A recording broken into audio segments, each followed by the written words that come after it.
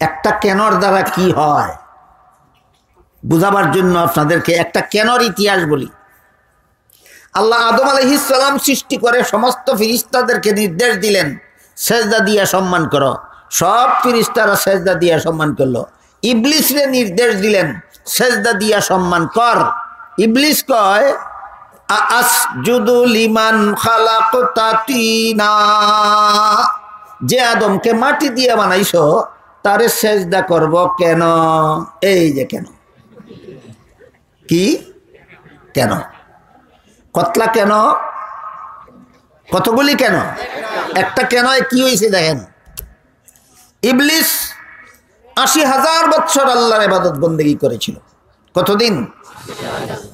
৮০,০০০ ইবাদত বন্দেগী করার পরে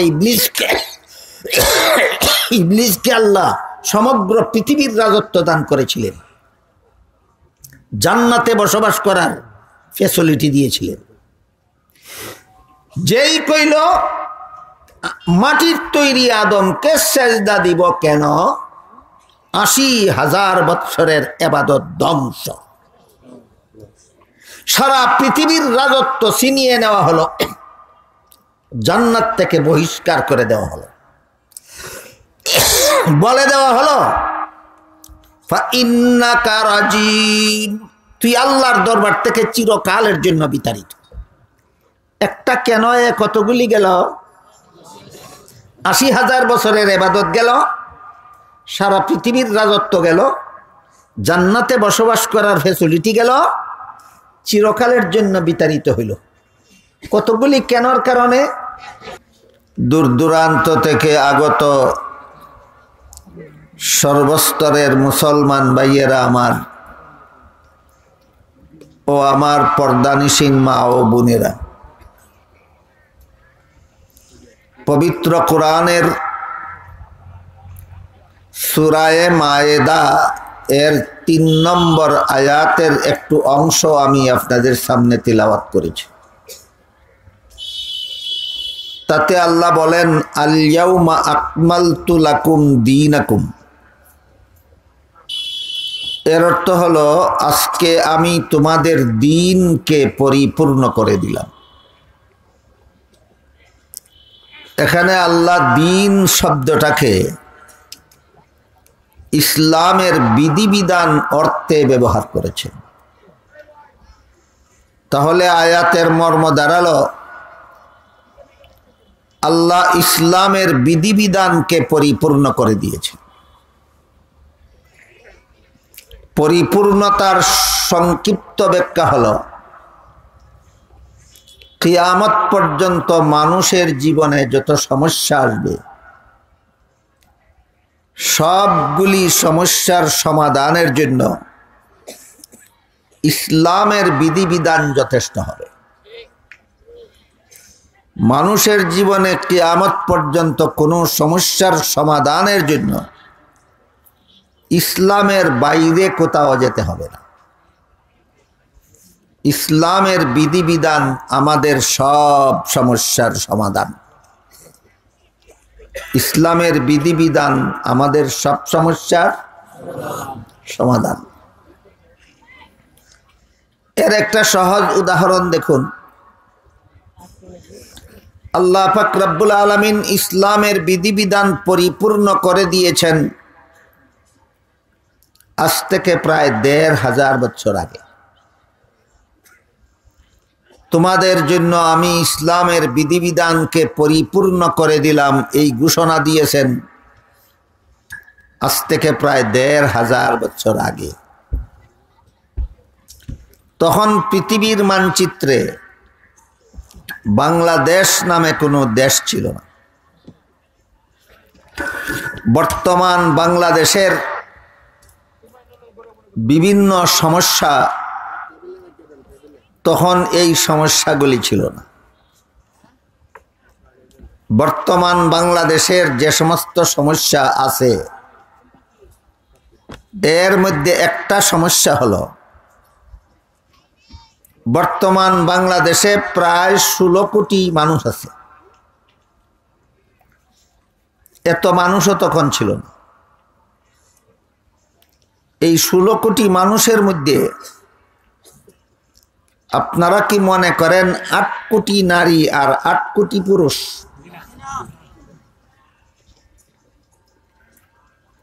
7,75,00,000 পুরুষ আছে আর 8,25,00,000 নারী আছে।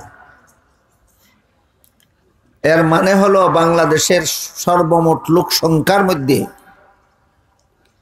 পুরুষের চেয়ে নারীর সংখ্যা 50 লক্ষ বেশি।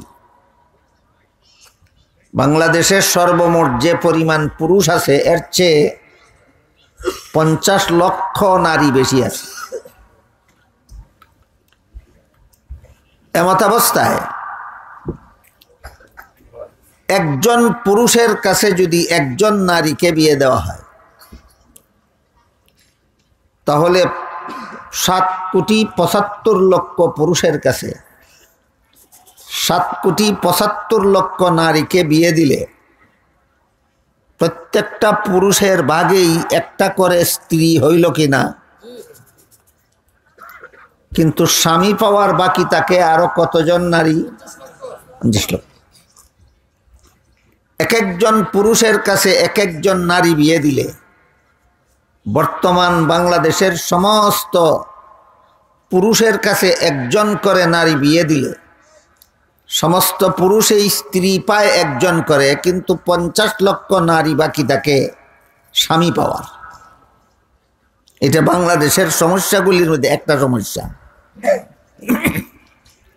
আল্লাহ পাক রব্বুল আলামিন আজ থেকে ১৫০০ বছর আগেই যখন আমাদের ইসলামের বিধিবিধানগুলিকে পরিপূর্ণ বলে ঘোষণা দিয়েছিলেন তখনই এই সমস্যার অগ্রিম সমাধান দিয়েছিলেন।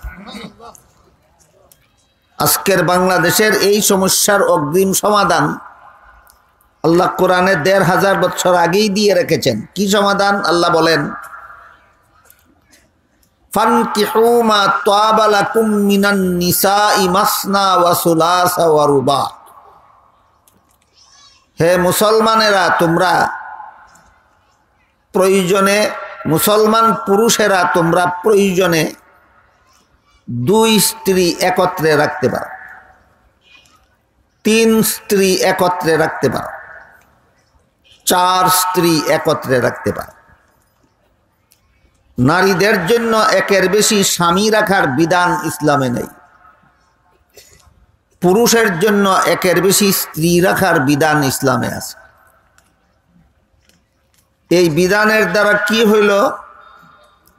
বর্তমান বাংলাদেশের 50 লক্ষ নারীরাও স্বামী পাওয়ার অগ্রিম ব্যবস্থা হইল। তাহলে বাংলাদেশের সমস্যাটা দেখা দিল ১৫০০ বছর পরে। সমাধানটা আল্লাহ অগ্রিম কোরআনে দিয়ে রেখেছেন ১৫০০ বছর আগে। এভাবে আল্লাহ পাক রব্বুল আলামিন মানুষের জীবনে, বিশেষত মুসলমানদের জীবনে যত সমস্যা কিয়ামত পর্যন্ত আসবে সবগুলির সমাধান, সরাসরি সমাধান অথবা সমাধান বের করার ব্যবস্থা কোরআন হাদিসে দিয়ে রেখেছেন। তাই আল্লাহ বলেন, আজকে আমি তোমাদের দ্বীনকে পরিপূর্ণ করে দিলাম, অর্থাৎ ইসলামের বিধিবিধানকে তোমাদের সব সমস্যার সমাধানের জন্য যথেষ্ট করে দিলাম। এই সমস্ত বিধিবিধান,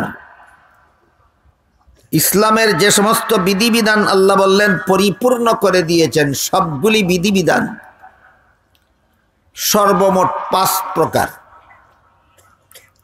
ইসলামের যাবতীয় বিধিবিধান 5 প্রকার। এক প্রকার বিধিবিধান ঈমান আকীদা সম্পর্কে,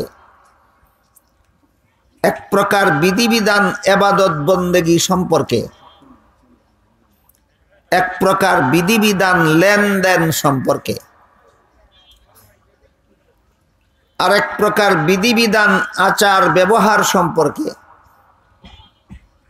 আর এক প্রকার বিধিবিধান স্বভাব চরিত্র সম্পর্কে। ইসলামের যাবতীয় বিধিবিধান 5 প্রকার। এই 5 প্রকার কি কি যদি মনে রাখতে পারেন তাহলে সামনের কথাগুলি বোঝা অনেক সহজ হয়ে যাবে। ইসলামের 1 নম্বর বিধিবিধান হলো ঈমান আকীদা সম্পর্কে, দ্বিতীয় বিধিবিধান ইবাদত বন্দেগী সম্পর্কে, তৃতীয় প্রকার বিধিবিধান লেনদেন সম্পর্কে, চতুর্থ প্রকার বিধিবিধান আচার ব্যবহার সম্পর্কে, পঞ্চম প্রকার বিধিবিধান স্বভাব চরিত্র সম্পর্কে। এই যে ইসলামের যাবতীয় বিধিবিধান 5 প্রকার, কোন প্রকার বিধিবিধান কোন সম্পর্কে, এই বিষয়টা সাধারণত জনসাধারণ মুসলমানদের জানা থাকে না। জানা না থাকার কারণে কোন মুসলমানের ঈমান আকীদা যদি শুদ্ধ থাকে তাহলে ইবাদত বন্দেগী তাকে অশুদ্ধ। কোন মুসলমানের ইবাদত বন্দেগী যদি শুদ্ধ থাকে তাহলে লেনদেন তাকে অশুদ্ধ। কোন মুসলমানের লেনদেন যদি শুদ্ধ থাকে আচার ব্যবহার তাকে অশুদ্ধ। কোন মুসলমানের আচার ব্যবহার যদি শুদ্ধ থাকে তাহলে স্বভাব চরিত্র তাকে অশুদ্ধ। অনেকে মনে করেন ইবাদত বন্দেগীটা ঠিক মতে করলেই আমি পরিপূর্ণ মুসলমান। আরো যে 5 প্রকার বিধান আছে ইসলামের তার খবরই নেই। অনেকে মনে করেন আমার ঈমান আকীদাটা যদি শুদ্ধ হয় তাইলে আমি পরিপূর্ণ মুসলমান। আরো যে 5 প্রকার বিধান আছে তার খবরই নেই, ওইটা না। কেউ মনে করেন যে আমার ইবাদত বন্দেগীটা যদি শুদ্ধ হয় তবেই আমি খাঁটি মুসলমান। লেনদেন যে অশুদ্ধ, এই লেনদেন অশুদ্ধ থাকলে যে মুসলমান শুদ্ধ হয় না, এই কথার খবরই নেই। অথচ আল্লাহ পাক রব্বুল আলামিন পবিত্র কোরআনের এক আয়াতে বলেন, ইয়া আইয়ুহাল্লাযীনা আমানু উদখুলু ফিস সিলমি কাফা। হে ঈমানদারগণ, তোমরা পরিপূর্ণ মুসলমান হয়ে যাও। কথাটা আপনাদের বোঝাবার জন্য খুব সহজ একটা উদাহরণ দিচ্ছি, শুনুন। যারা 5 বেলা নামাজটা ঠিক মতে পড়েন তারা সহজেই বলতে পারবেন নামাজের জন্য ওযু ফরজ। আর ওযুর ভিতরে ফরজ আছে 4টা। ওযুর 1 নম্বর ফরজ হলো মুখ ধোয়া, 2 নম্বর ফরজ হাত ধোয়া, 3 নম্বর ফরজ মাথা মাসে করা, 4 নম্বর ফরজ পাও ধোয়া। কেউ যদি মুখ ধোয়, হাত ধোয়, মাথা মাসা করে, পাও ধোয় না, পরিপূর্ণ ওযু হইল না। কেউ যদি পাও ধোয়, মাথা মাসা করে, হাত ধোয় না, তার ওযু হইল না। মাথা মাসা করে, পাও ধোয়, হাত ধোয়, মুখ ধোয় না, তার ওযু হইল না। ঠিক তেমনি ভাবে ইসলামের 5 প্রকার বিধিবিধানের 1 প্রকার পালন করে 4 প্রকারের খবরই নাই, তার ইসলাম পরিপূর্ণ হইল না। যার উপর ইসলামের যত বিধান বর্তায় তার জন্য সবগুলি বিধান পালন করলে পরে সে হয় পরিপূর্ণ মুসলমান। যার উপর ইসলামের যত বিধান বর্তায় এর সবগুলি পালন না করলে, কিছু পালন করলে, কিছু লঙ্ঘন করলে পরিপূর্ণ মুসলমান হয় না, অপূর্ণ মুসলমান হয়। আল্লাহ কোরআনে কি নির্দেশ দিয়েছেন? উদখুলু ফিস সিলমি কাফা। তোমরা অপূর্ণ মুসলমান থাকো না পরিপূর্ণ মুসলমান হয়ে যাও। খুব সহজ একটা উদাহরণ দিচ্ছি, শুনুন। মুসলমান হিসাবে আমরা সবাই জানি ইসলাম ধর্মের ভিত্তি 5টা: কালেমা, নামাজ, রোজা, হজ, যাকাত। বলুন তো, হজ কি সকল মুসলমানের জন্য ফরজ? যাকাত কি সকল মুসলমানের জন্য ফরজ? ফরজ না। ধনী মুসলমানদের জন্য যাকাত ফরজ, সামর্থ্যবান মুসলমানদের জন্য হজ ফরজ। কাজেই যেই মুসলমানের হজ করার সামর্থ্য নেই, যেই মুসলমান যাকাত ফরজ হওয়ার মতো ধনী নয়, এই মুসলমানের শুধু কালেমা নামাজ রোজার দ্বারাই ইসলাম পরিপূর্ণ হয়। এর দ্বারা আমি আপনাদেরকে বুঝাইতে চাইছি, ইসলামের যত বিধান যার বেলায় প্রযোজ্য তত বিধান পালন করলে সে পরিপূর্ণ মুসলমান হয়। ইসলামের যে বিধান যার উপর বর্তায় না, সেই বিধান পালন না করলেও তিনি পরিপূর্ণ মুসলমান হতে পারেন। গরিব মুসলমানের উপর ইসলামের যাকাত বিধান বর্তায় না, এই মুসলমান যাকাত ছাড়াই পরিপূর্ণ মুসলমান হতে পারে। কিন্তু ধনী মুসলমান কি যাকাত না দিয়া পরিপূর্ণ মুসলমান হতে পারে? এই কথাটাই আপনাদের বোঝাবার চেষ্টা করি। গরিব মুসলমান যাকাত না দিয়াই পরিপূর্ণ মুসলমান, কিন্তু ধনী মুসলমান যাকাত না দিয়া পরিপূর্ণ মুসলমান হতে পারে না। তাহলে একজন মুসলমান পরিপূর্ণ মুসলমান কিভাবে হয়? তার উপর ইসলামের যত বিধান বর্তায় সকল বিধান পালন করলে একজন মুসলমান পরিপূর্ণ মুসলমান হয়। কিন্তু দুঃখের বিষয়, আমাদের সমাজে আমার মনে হয় বেশিরভাগ মুসলমানের অবস্থা এরকম যে ইসলামের যাবতীয় 5 প্রকার বিধিবিধানের মধ্যে ঈমান আকীদা সম্পর্কে যদি আমি শুদ্ধ হয়ে থাকি, তাহলে দেখা যায় আমার আমলের বেলায় অশুদ্ধ। কারো বেলায় দেখা যায় আমল যদি শুদ্ধ থাকে তাহলে তার লেনদেন অশুদ্ধ। কারো লেনদেন যদি শুদ্ধ থাকে তাহলে তার আচার ব্যবহার অশুদ্ধ। কারো যদি আচার ব্যবহার শুদ্ধ থাকে তাহলে তার স্বভাব চরিত্র অশুদ্ধ। এই 5 প্রকার বিধিবিধানের যেটুকু বিধিবিধান যার উপর বর্তায় সেই সবগুলি পালন করলে তিনি একজন পরিপূর্ণ মুসলমান হতে পারেন। আল্লাহ কোরআনে তাই নির্দেশ দিয়ে বলেন, উদখুলু ফিস-সিলমি কাফা, তোমরা পরিপূর্ণ মুসলমান হয়ে যাও। তাই 5 প্রকার বিধিবিধানের সামান্য কিছু আলোচনা উদাহরণস্বরূপ আমি আপনাদের সামনে তুলে ধরতে চাই, যাতে আপনারা সবাই বুঝে নিতে পারেন আপনাদের মধ্যে কে পরিপূর্ণ মুসলমান আর কে অপূর্ণ মুসলমান। আমারটা আপনি নাও বুঝতে পারেন, আপনারটা আমি নাও বুঝতে পারি, কিন্তু প্রত্যেকে যার যারটা বুঝে নিতে পারবেন যে আমি পরিপূর্ণ মুসলমান না, আমি অপূর্ণ মুসলমান।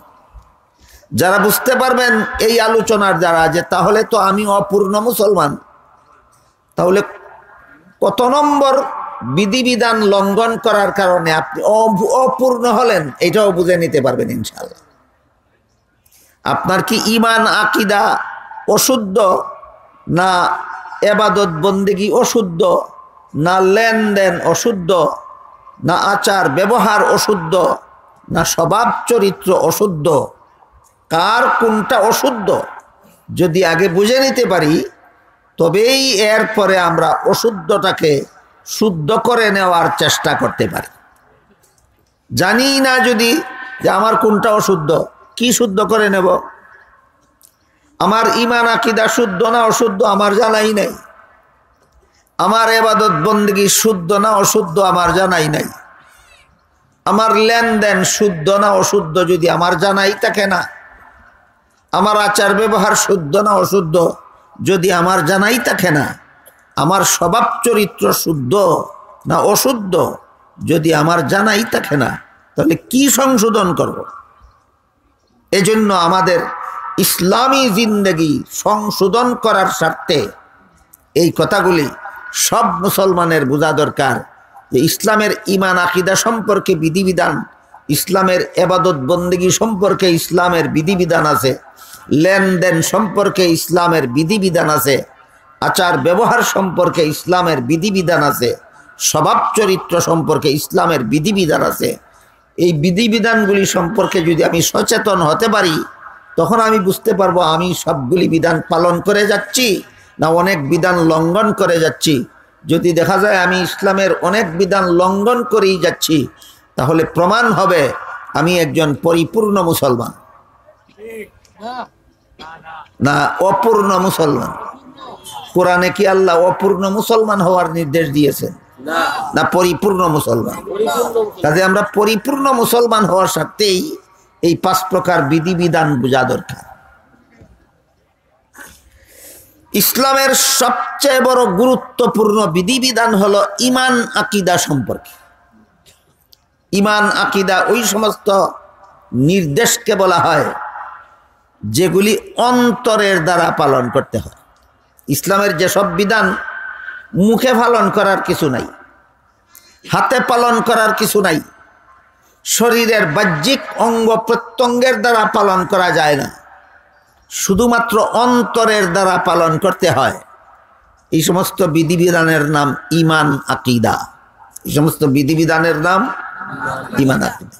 যেমন আল্লাহ আছেন কি নাই, থাকলে কতজন, কতজন না, থাকলে একক না লা শরীক, এইগুলি অঙ্গ প্রত্যঙ্গের দ্বারা পালন করা যাবে না, একমাত্র অন্তরে পোষণ করতে হবে। অন্তরে বিশ্বাস করতে হবে আল্লাহ আছেন, অন্তরে বিশ্বাস করতে হবে আল্লাহ একজন, অন্তরে বিশ্বাস করতে হবে আল্লাহ লা শরীক। তাহলে আল্লাহ আছেন, আল্লাহ একজন, আল্লাহ লা শরীক, এই যে ইসলামের বিধানগুলি হাতের দ্বারা পালন হয় না, মুখের দ্বারা পালন হয় না, পায়ের দ্বারা পালন হয় না, অন্তরের দ্বারা।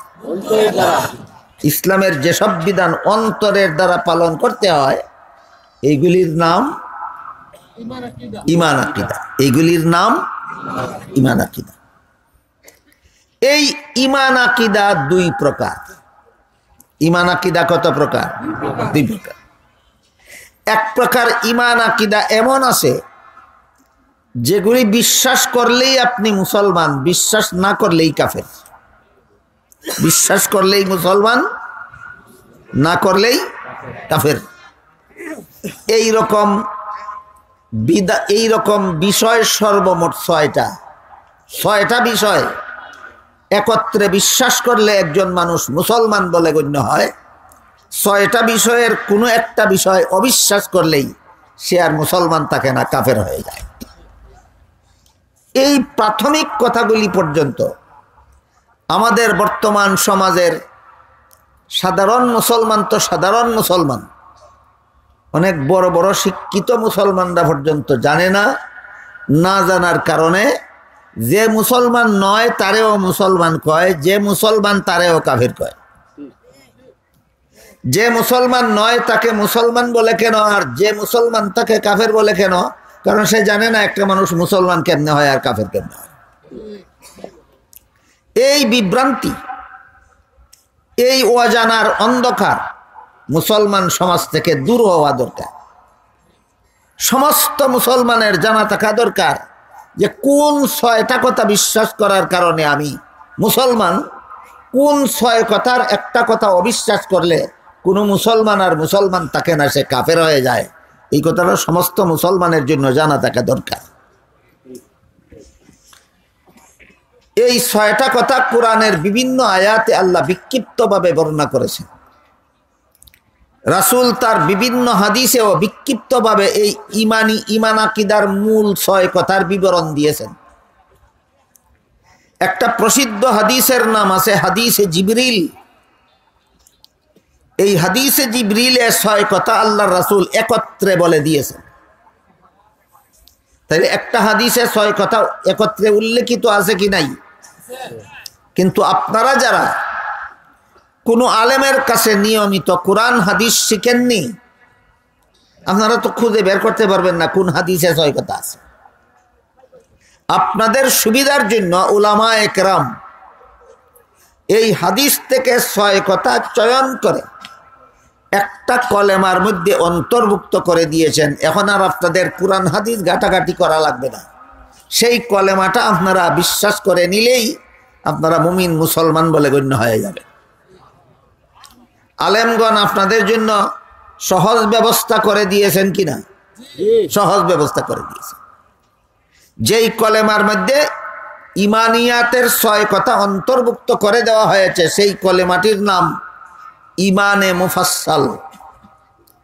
আমানতু বিল্লাহি ওয়া মালাইকাতিহি ওয়া কুতুবিহি ওয়া রুসুলিহি ওয়াল ইয়াউমিল আখিরি ওয়াল কদরি খাইরিহি ওয়া শাররিহি মিনাল্লাহি তাআলা ওয়াল বাসি বাদাল মাউত। এই কলেমার নাম ইমানে মুফাসসাল।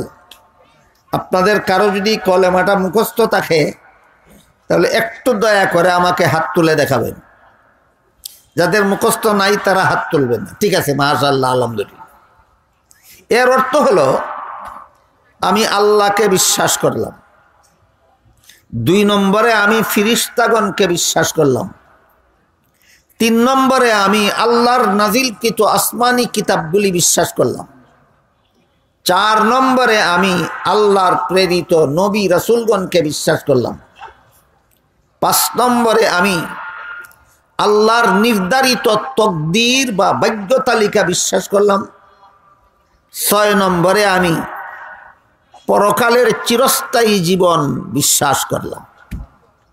কটা কথা হইল? 1 নম্বরে আল্লাহ বিশ্বাস, 2 নম্বরে ফিরিস্তা বিশ্বাস, 3 নম্বরে আসমানি কিতাব, 4 নম্বরে নবী রসুল, 5 নম্বরে তকদির, 6 নম্বরে আখেরাত। এই 6 কথা একসাথে যে কোনো যুগের যে কোনো মানুষ এই 6টা কথা একসাথে অন্তরে পোষণ করবে, সেই লোকটাই আল্লাহর কাছে মুমিন মুসলমান বলে গণ্য হবে। এর মধ্যে কোনো একটা কথা যদি কেউ অবিশ্বাস করে অথবা এমন কাজ করে, এমন কথা বলে যে 6 কথার এক কথা অমান্য করা অনিবার্য হয়ে দাঁড়ায়, তখন সে আর মুমিন মুসলমান থাকে না, সে কাফের হয়ে যায়।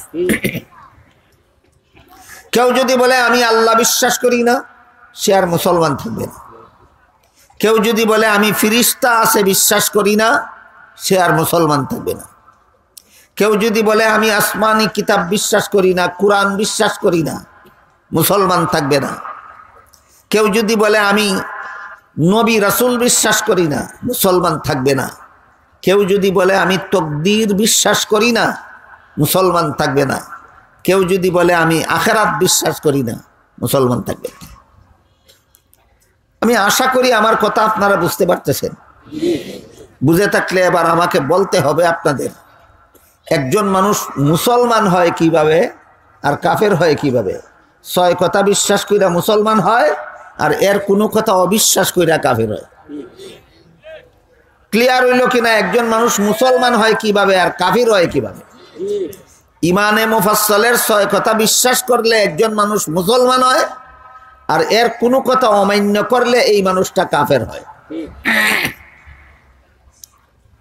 গেল ইমান আকীদার প্রথম প্রকার। 6টা কথা এমন আছে যেগুলি বিশ্বাস করলে মুমিন মুসলমান হবে, এর কোনো একটা কথা অবিশ্বাস করলে আর মুমিন মুসলমান থাকবে না, সে কাফের হয়ে যাবে। দ্বিতীয় প্রকার ইমান আকীদায় এমন কতগুলি বিষয় আছে যেইগুলি বিশ্বাস করলে নির্ভেজাল মুসলমান হবে, বিশ্বাস না করলে কাফের হবে না, কিন্তু তার মুসলমানিতে বেজাল মিশ্রিত হয়ে যাবে। দ্বিতীয় প্রকার ইমান আকীদা। প্রথম প্রকার ইমান আকীদা শুধু মুসলমান না কাফের এটা সাব্যস্ত করে প্রথম প্রকার ইমান আকীদার দ্বারা। আর দ্বিতীয় প্রকার ইমান আকীদা এমন যে এর দ্বারা মুসলমানটা বেজাল মুসলমান না নির্বেজাল মুসলমান এটা সাব্যস্ত হয় দ্বিতীয় প্রকার ইমান আকীদার দ্বারা। যেমন 6 কথার 4 নম্বর কথা কি ছিল? আমি নবী রাসূল বিশ্বাস করলাম। কি বিশ্বাস করলাম? নবী রাসূল। এটা কত নম্বর? 4 নম্বর। আপনি যে নবী রাসূল বিশ্বাস করলেন, নবী রাসূলগণকে আপনি গুনাহগার মনে করেন না বেগুনাহ মনে করেন, এইবার আপনাকে বলতে হবে। যদি আপনি মনে করেন নবী রাসূলগণ বেগুনাহ, তাহলে আপনি নির্বেজাল মুসলমান। যদি আপনি মনে করেন নবী রাসূলগণও গুনাহ করেন, তাহলে আপনি মুসলমান নামের বেজাল। তাহলে শুধু 6 কথা বিশ্বাস করে মুসলমান হয়ে বসে থাকলেই চলবে না? আমার মুসলমানিকে আরো কতগুলি কথা বিশ্বাসের মাধ্যমে আমার মুসলমানিকে নির্বেজাল করতে হবে। আরো কতগুলি বিশ্বাস অন্তরে পোষণ করার মাধ্যমে আমার মুসলমানিকে নির্ভেজাল করতে হবে। এরকম আল্লাহ সম্পর্কেও আছে। আপনি যে আমরা যে 6 কথার প্রথম কথা আল্লাহ বিশ্বাস করলাম, আল্লাহ সম্পর্কে আপনার কি ধারণা? দুনিয়ার জীবনে চর্মচোখে আল্লাহকে দেখা যাবে বলে ধারণা করেন, না দেখা যাবে না বলে ধারণা করেন? যদি বলেন দুনিয়ার জীবনে চর্মচোখে আল্লাহকে দেখা যাবে না, তাহলে আপনার মুসলমানি নির্ভেজাল। যদি বলেন দুনিয়াতে চর্মচোখে আল্লাহকে দেখা যাবে, আপনার মুসলমানিতে ভেজাল। ঠিক তেমনি ভাবে পরকালে আল্লাহকে চর্মচোখেই দেখা যাবে। যদি বলেন পরকালেও আল্লাহকে চর্মচোখে দেখা যাবে না, আবার আপনার মুসলমানিতে ভেজাল ঢুকলো। কেউ যদি বলে দুনিয়াতে আল্লাহকে দেখা যাবে, তার মুসলমানিতেও ভেজাল ঢুকলো। কেউ যদি বলে আখিরাতেও আল্লাহকে দেখা যাবে না, তার মুসলমানিতেও ভেজাল ঢুকলো। তাহলে আল্লাহর ব্যাপারে আমরা দুনিয়াতে আল্লাহর ব্যাপারে কি বিশ্বাস করে নির্ভেজাল মুসলমান হব? যে দুনিয়ার জীবনে আল্লাহকে চর্মচোখে কেউ কোনোদিন দেখতে পারবে না। আল্লাহকে দেখার ব্যাপারে আখিরাতে আল্লাহকে দেখার ব্যাপারে কি বিশ্বাস করব? আমরা আখিরাতে বিশ্বাস করব, আখিরাতে আল্লাহকে দেখার ব্যাপারে বিশ্বাস করব। প্রত্যেকটা মুমিন মুসলমান আখিরাতে আল্লাহকে পূর্ণিমার চন্দ্রের চেয়েও পরিষ্কারভাবে দেখতে পারবে। তখন আমি হইলাম নির্ভেজাল মুসলমান। এইভাবে আরো অনেক উদাহরণ আছে। সবগুলি উদাহরণ একদিনে দিতে গেলে রাত শেষ হয়ে যাবে, উদাহরণ শেষ হবে না। মূল কথা বোঝার জন্য 1-2টা উদাহরণই যথেষ্ট। আল্লাহ সম্পর্কে আজকে 2টা উদাহরণ দিলাম। আল্লাহ সম্পর্কে বিশ্বাসটা যেন আমার নির্ভেজাল হয়। আল্লাহ সম্পর্কে একটা নির্ভেজাল বিশ্বাস হইল দুনিয়াতে চর্মচোখে দেখা যাবে না। আল্লাহ সম্পর্কে আরেকটা নির্ভেজাল বিশ্বাস হলো আখিরাতে চর্মচোখে আল্লাহকে দেখা যাবে। এখানে একটা আনুষঙ্গিক প্রশ্ন আছে, দুনিয়াতে আল্লাহকে দেখা যাবে না কেন? তার কারণ হলো আল্লাহকে দেখার জন্য চোখে যে পরিমাণ পাওয়ারের দরকার, দুনিয়ার জীবনে কোনো মানুষের চোখে আল্লাহ ওই পরিমাণ পাওয়ারই দেন না। এই জন্য দুনিয়া থেকে আল্লাহকে দেখা যাবে না। আবার প্রশ্ন জাগে যে দুনিয়াতে আল্লাহ মানুষের চোখে আল্লাহকে দেখার মতো পাওয়ার দেন না কেন? দিলে তো আমরা দুনিয়াতেই দেখতে পারতাম। এই প্রশ্নের জবাব হইল, যদি আল্লাহ দুনিয়াতে মানুষের চোখে আল্লাহকে দেখার মতো পাওয়ার দিতেন, অবশ্যই দেখতে পারত, কিন্তু তখন তার ঈমান গ্রহণযোগ্য হইতো না। ঈমান কি হইতো না? গ্রহণযোগ্য হইতো না। আল্লাহকে না দেখে বিশ্বাস করলে ঈমান গ্রহণযোগ্য হয়, আল্লাহকে দেখে বিশ্বাস করলে ঈমান গ্রহণযোগ্য হয় না। আমার কথাটা বুঝে থাকলে একটু দয়া করে বলুন তো, দুনিয়ার জীবনে আল্লাহকে দেখার মতো পাওয়ার যে আল্লাহ আমাদের চোখে দিলেন না, না দিয়ে আল্লাহ আমাদের একটা ক্ষতি করলেন না? কি করলেন? কি উপকার? ঈমান গ্রহণযোগ্য হওয়ার ব্যবস্থা করলেন। এই কথাগুলিও অনেকে জানে না, খালি গবেষণা করে। কেন আল্লাহ থাক, যদি আল্লাহ আসেন তাহলে দেখবো না কেন? আল্লাহ পাওয়ার দিলে তো দেখতাম, পাওয়ার দিলেন না কেন? গবেষণা করতে করতে জীবন শেষ হয়ে যায়, সমাধানে পৌঁছতে পারে না। আমাদের সমাধানে পৌঁছা দরকার। আল্লাহ ইচ্ছাকৃতভাবেই দুনিয়াতে আমাদের চোখে আল্লাহ দেখার মতো পাওয়ার দিছেন না, ইচ্ছা করেই দিচ্ছেন না। যদি দিতেন আল্লাহকে আমরা অবশ্যই দেখতে পারতাম, কিন্তু তখন আমাদের ঈমান গ্রহণযোগ্য হইতো না। আল্লাহকে দেখার ব্যবস্থা না দিয়া আল্লাহ আমাদের ঈমানকে গ্রহণযোগ্য করেছেন। গেল আল্লাহ সম্পর্কে বিশুদ্ধ ঈমান আকীদার 2টা উদাহরণ। 1 নম্বর হলো আল্লাহকে দুনিয়ার জীবনে চর্মচোখে দেখা যাবে না। আরেকটা হলো আখিরাতে মুমিন বান্দারা চর্মচোখে আল্লাহকে পরিষ্কারভাবে দেখতে পারবে। কারণ আখিরাতে মুমিন বান্দার চোখে আল্লাহকে দেখার মতো পাওয়ার দেওয়া হবে। এখানেও প্রশ্ন আসতে পারে, আমরা তো না দেখেই বিশ্বাস করেছি, তাহলে আখেরাতে আবার দেখার ব্যবস্থার কি দরকার? প্রশ্ন বুঝলেন কিনা দেখেন। দুনিয়াতেই তো আমরা আল্লাহকে না দেখেই বিশ্বাস করে ফেলেছি, তাহলে আখেরাতে আমাদের চোখে আল্লাহ দেখার মতো পাওয়ার আর দেওয়ার কি দরকার? আখেরাতে আর আল্লাহরে দেখার কি দরকার? এই প্রশ্নের জবাব হইল, আখেরাতের জীবনে মুমিন বান্দারা জান্নাতে গিয়ে যত নিয়ামত উপভোগ করবে, সমস্ত নিয়ামতের উপভোগে যে আনন্দ হবে, আল্লাহকে দেখার আনন্দ হবে তার চেয়েও বেশি। বুঝে থাকলে বলে না, জান্নাতের সমস্ত নিয়ামতের উপভোগের আনন্দ বেশি না আল্লাহকে দেখার আনন্দ বেশি? সেই আনন্দ থেকে যেন মুমিন বান্দারা আখেরাতে বঞ্চিত না থাকে, এই জন্য আখেরাতে মুমিন বান্দাদেরকে আল্লাহ দেখার ব্যবস্থা দেওয়া হবে। এই আলোচনাগুলি আমাদের ইমান যেন বেজাল মিশ্রিত না হয়, ইমান যেন নির্বেজাল হয়, এর জন্য এই আলোচনাগুলি বোঝা দরকার। আল্লাহ বিশ্বাস করে মুমিন মুসলমান গণ্য হলাম, কিন্তু আল্লাহ বিশ্বাস করে মুমিন মুসলমান গণ্য হলাম, কিন্তু আল্লাহকে দুনিয়াতে দেখা যাবে কিনা এই ব্যাপারে সিদ্ধান্ত না নেওয়া পর্যন্ত আমি নির্বেজাল মুসলমান গণ্য হতে পারবো না। আখেরাতে আল্লাহকে দেখা যাবে কিনা সেই ব্যাপারে সিদ্ধান্ত না নেওয়া পর্যন্ত আমি নির্বেজাল মুসলমান গণ্য হতে পারবো না। এবার নবী রাসূল সম্পর্কে দুই একটা উদাহরণ দিচ্ছি শুন। 1 নম্বরে আল্লাহ বিশ্বাস করলাম, 2 নম্বরে ফিরিস্তা বিশ্বাস করলাম, 3 নম্বরে আসমানি কিতাব বিশ্বাস করলাম, 4 নম্বরে কি বিশ্বাস করলাম? নবী রাসূল বিশ্বাস করলাম।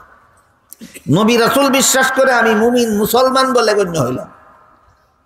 কিন্তু যে নবী রাসূলকে বিশ্বাস করে আমি মুমিন মুসলমান গণ্য হইলাম, এই সমস্ত নবী রাসূলগণকে আমি বেগুনাহ বিশ্বাস করি না গুনাহগার বিশ্বাস করি, এর সিদ্ধান্ত নিতে হবে অন্তরে। যদি আপনি নবী রাসূলগণকে বেগুনাহ বিশ্বাস করেন তাহলে আপনি নির্বেজাল মুসলমান। যদি আপনি নবী রাসূলগণকে গুনাহগার বিশ্বাস করেন তাহলে আপনি মুসলমান নামের বেজাল, মুসলমান নামের বেজাল।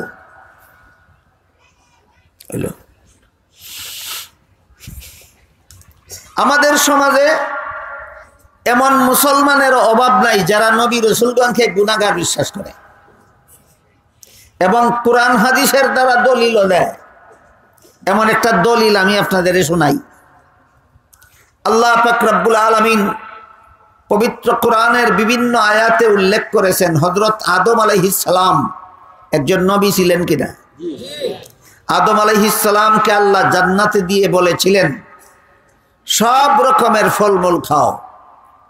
একটা গাছের ফল, একটা গাছ দেখাইয়া বলছিলেন এই গাছের ফল খাবে দূরের কথা, এর ধারে কাছে হলো।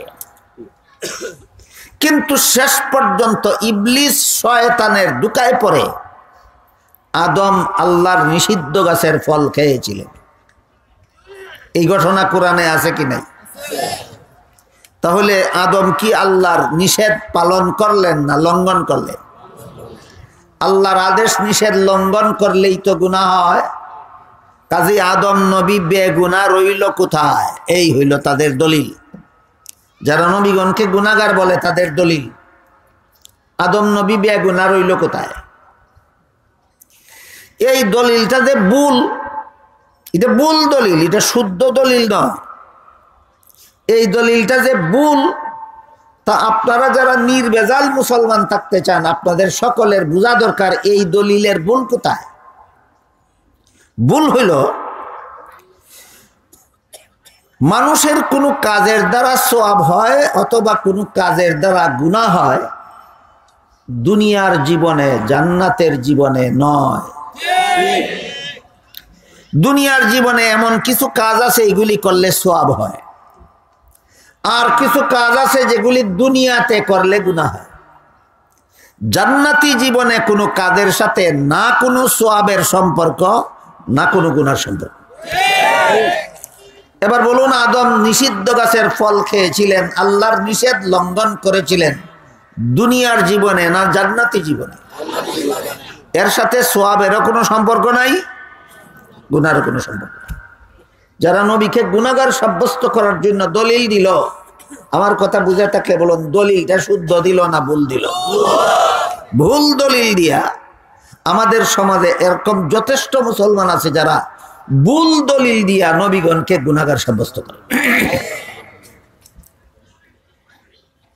এইভাবে বিভিন্ন নবীগণকে গুনাহগার সাব্যস্ত করেছেন বর্তমান দুনিয়ার একজন বিতর্কিত ব্যক্তি, বর্তমান দুনিয়ার একজন সারা দুনিয়াব্যাপী একজন বিতর্কিত ব্যক্তি বিভিন্ন নবীগণকে গুনাহগার সাব্যস্ত করে বেজাল মুসলমানিত্বের পরিচয় দিয়েছে। তিনি বলেন, মুসা আলাইহিস সালাম শাস্তিযোগ্য অপরাধ করেছিলেন, জাকারিয়া আলাইহিস সালাম শাস্তিযোগ্য অপরাধ করেছিলেন, ইউসুফ আলাইহিস সালাম শাস্তিযোগ্য অপরাধ করেছিলেন, এমনকি মুহাম্মদুর রাসূলুল্লাহ সাল্লাল্লাহু আলাইহি ওয়াসাল্লামও শাস্তিযোগ্য অপরাধ করেছিলেন। এই লোকটার নাম হইল মৌলানা সাদ সাহেব। এই লোকটার নাম মৌলানা সাদ সাহেব। বুঝে থাকলে বলুন, নির্ভেজাল মুসলমান আছে না? মুসলমান নামের ভেজাল।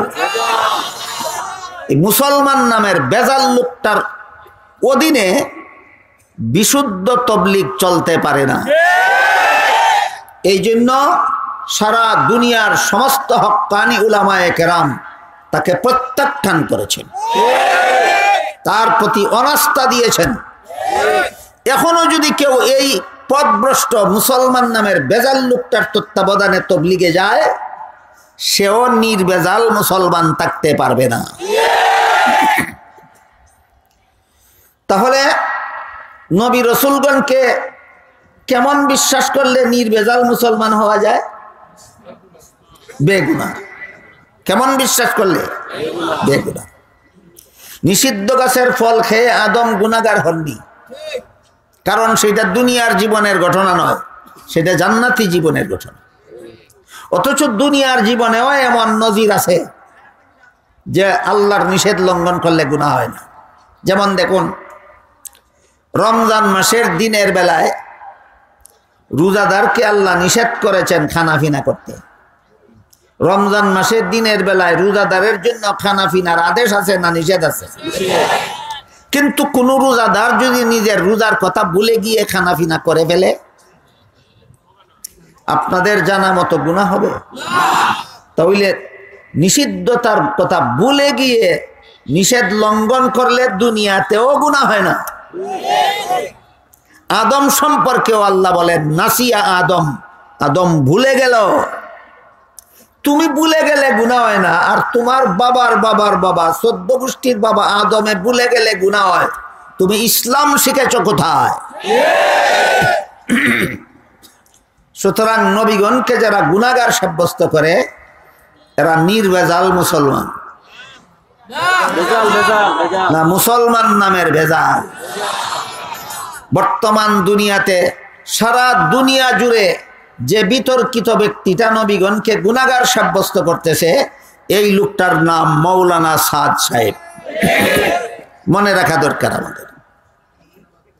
সে নিজেই পথভ্রষ্ট, সে নিজেই মুসলমান নামের ভেজাল। তার অধীনে আপনি তবলিগ গেলে, তার অধীনে চিল্লায় গেলে, তার অধীনে ইজতেমায় গেলে আপনি কতটুকু নির্ভেজাল থাকতে পারবেন? নবী রাসূল সম্পর্কে আরেকটা বিশুদ্ধ আকীদা, নির্ভেজাল মুসলমানিত্বের পরিচয় হলো, হাদিস শরীফে রাসূল করিম সাল্লাল্লাহু আলাইহি ওয়াসাল্লাম বলেন, আল আম্বিয়াউ আহইয়াউন ফি কুবুরিহিম। নবী রাসূলগণকে দাফন করা মাত্রই আল্লাহ জীবিত করে দেন। নবী রাসূলগণ দাফন করার পরে আর মুর্দা থাকেন না। কাজে কেউ যদি মনে করে দাফন করার পরেও নবী মুর্দা, সেও মুসলমান নামের ভেজাল। দাফন করার পরে কোনো নবী মুর্দা থাকেন না, দাফন করা মাত্রই আল্লাহ তাদেরকে জীবিত করে দেন। যেমন ভাবে শহীদগণ সম্পর্কে আল্লাহ কুরআনের আয়াতে বলেছেন, বাল আহইয়াউন ইনদা রাব্বিহিম ইউরযাকুন। শহীদগণকে তোমরা মুর্দা বলো না, তারা জীবিত। শহীদগণ মুর্দা থাকেন না জীবিত হয়ে যান? ঠিক তেমনি ভাবে নবীগণ দাফন করার পরে মুর্দা থাকেন না, জীবিত হয়ে যান। কাজী দাফনের পরেও নবী মুর্দা আছেন যারা বলে এরা নির্বেজাল মুসলমান না, মুসলমান নামের বেজাল। নবী রাসূলগণ সম্পর্কে আরেকটা বিশুদ্ধ আকীদা, জীবিত হয়ে রাসূল বলেন ফি কুবুরিহিম, তাদের রওজা শরীফের ভিতরে থাকেন। কি বলেছেন রাসূল? জিন্দা হয়ে নবী রওজা শরীফ থেকে বের হয়ে আসেন না ভিতরে থাকেন? তাহলে আমাদের সমাজে যে আজকাল কিছু লোকে স্লোগান দেয় জিন্দা নবীর আগমন, শুভেচ্ছা স্বাগতম, জিন্দা নবীর আগমন কোথায়? আগমন করেন বলেছেন রাসূল না রওজা শরীফের ভিতরে থাকেন বলেছেন? নবী বলেন ভিতরে থাকেন, তুমি বলতেছো আগমন করেন। তুমি মুসলমান নামের বেজাল। এইভাবে উদাহরণ দিতে থাকলে তো রাইত হইয়া যাইব গা। 5 প্রকারের প্রথম প্রকারটাই শেষ হবে না। ইসলামের যাবতীয় বিধিবিধান 5 প্রকার। প্রথম প্রকার বিধিবিধান ঈমান আকীদা সম্পর্কে। 6টা কথা বিশ্বাস করলে ঈমান থাকে, 6 কথার কোনো কথা অমান্য করলে ঈমান থাকে না। আর 6 কথার কতগুলি শুদ্ধ ব্যাখ্যা আছে, শুদ্ধ ব্যাখ্যা মতো 6 কথা বিশ্বাস করলে নির্বেজাল মুসলমান হওয়া যায়। ভুল ব্যাখ্যা মতো 6 কথা বিশ্বাস করলে মুসলমান নামের বেজাল হইয়া যায়। এবার বলুন আপনারা বেজাল মুসলমান থাকতে চান না নির্বেজাল মুসলমান হতে চান? তাহলে 6 কথা মন গড়া ব্যাখ্যা মতো বিশ্বাস করলে হবে না, শুদ্ধ ব্যাখ্যা মতো বিশ্বাস করতে হবে। 6 কথার শুদ্ধ ব্যাখ্যা 2 ঠিকানায় পাওয়া যায়। এক ঠিকানার নাম নবীর সুন্নত, আর এক ঠিকানার নাম সাহাবায়ে কেরামের জমাত। যারা 6 কথার শুদ্ধ ব্যাখ্যা নবীর সুন্নত থেকে গ্রহণ করে এবং সাহাবায়ে কেরামের জমাত থেকে গ্রহণ করে, এদের নাম আহলে সুন্নত ওয়াল জামাত। 6 কথা মন গড়া ব্যাখ্যা মতো বিশ্বাস করলে বেজাল মুসলমান, শুদ্ধ ব্যাখ্যা মতো বিশ্বাস করলে নির্বেজাল মুসলমান। 6 কথার শুদ্ধ ব্যাখ্যা পাওয়া যায় 2 ঠিকানায়। এক ঠিকানার নাম নবীর সুন্নত, আর এক ঠিকানার নাম সাহাবাগণের জমাত। এই 2 ঠিকানার থেকে যারা 6 কথার ব্যাখ্যা গ্রহণ করে তারা বিশুদ্ধ মুসলমান, নাম আহলে সুন্নত ওয়াল জামাত। ঈমান আকীদা সম্পর্কে আজকের মতো এই পর্যন্ত থাকো। ইসলামের দ্বিতীয় প্রকার বিধিবিধান কি সম্পর্কে?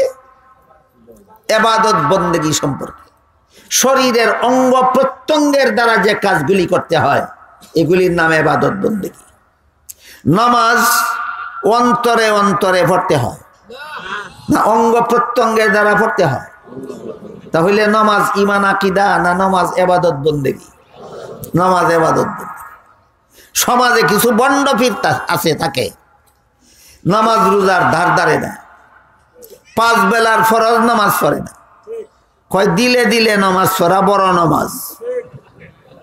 এদেরকে বাদ দিবেন না, বলবেন দিলে দিলে খাওয়া বড় খাওয়া।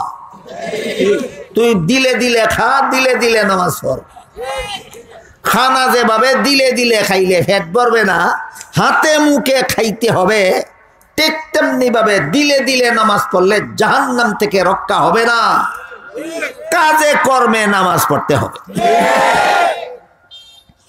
তাহলে দ্বিতীয় প্রকার, ইসলামের দ্বিতীয় প্রকার বিধিবিধান যা দিলে দিলে পালন করতে হয় না কাজে কর্মে?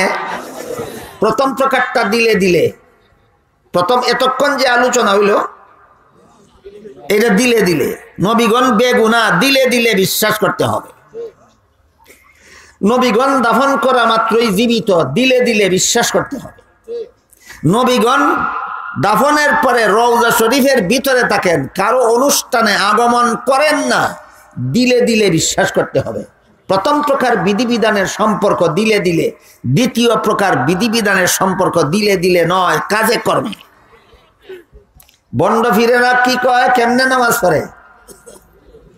দিলে দিলে নামাজ পড়ে। কয় মনের নামাজ বড় নামাজ, জীবনে একবার পড়লেই হয়। আপনারাও বলবেন মনের খানা বড় খানা জীবনে একবার খাইলেই হয়। এই সমস্ত ভণ্ডরা হইল শয়তানের চেলা চামুন্ডা। হাকিমুল উম্মত হযরত আল্লামা আশরাফ আলী থানভী রাহমাতুল্লাহি আলাইহি খাঁটি ফির আর বন্ড ফিরের পার্থক্য বর্ণনা করেছেন বড় চমৎকার। আমাদের বাংলায় একটা কথা আছে, গাছ তোমার নাম কি ফলে পরিচয়। থানভী বলেন পীর তুমি খাঁটি না বন্ড তোমার মুরিদানের আমলে পরিচয়। যে ফিরের মুরিদানের আমল সংশোধন হয়ে যায় এই ফির খাঁটি ফির। যেই ফিরের মুরিদানের আমল কি সংশোধন হবে? ফিরের নিজের এই আমল নাই, এটা বন্ড।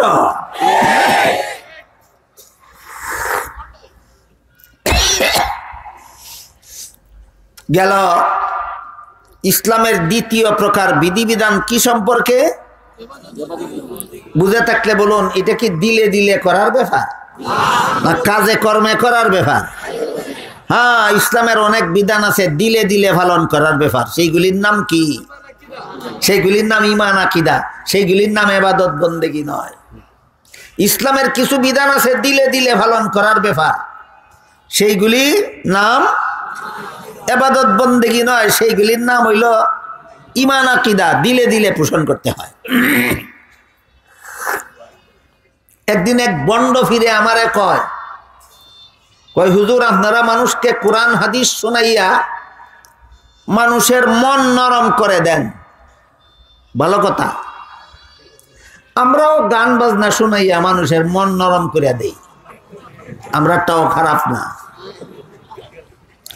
মন নরম করা হইল আসল কাম, কি দিয়ে নরম করলো এটা দেখার ব্যাপার না। বন্ডয় আমারে বুঝায়, আমি কইলাম ঠিকই কইছ, আমরা কোরআন হাদিস শোনাইয়া মানুষের মন নরম করে দেই, আর তোমরা গান বাজনা শোনাইয়া ল্যাংডা হইয়া মাজারও নাচিয়া মানুষের মন নরম করে দাও, তোমরাটাও বালা কাম। আমি কইলাম তোমরাটাও বালা কাম, এক কাজ করো, টিউবওয়েলের পানি দিয়ে শিরা ভিজাইলেও নরম হয়, মুতটা ভিজাইলেও নরম হয়। টিউবওয়েলেরটা খাইস না, মুতেরটা খাইস।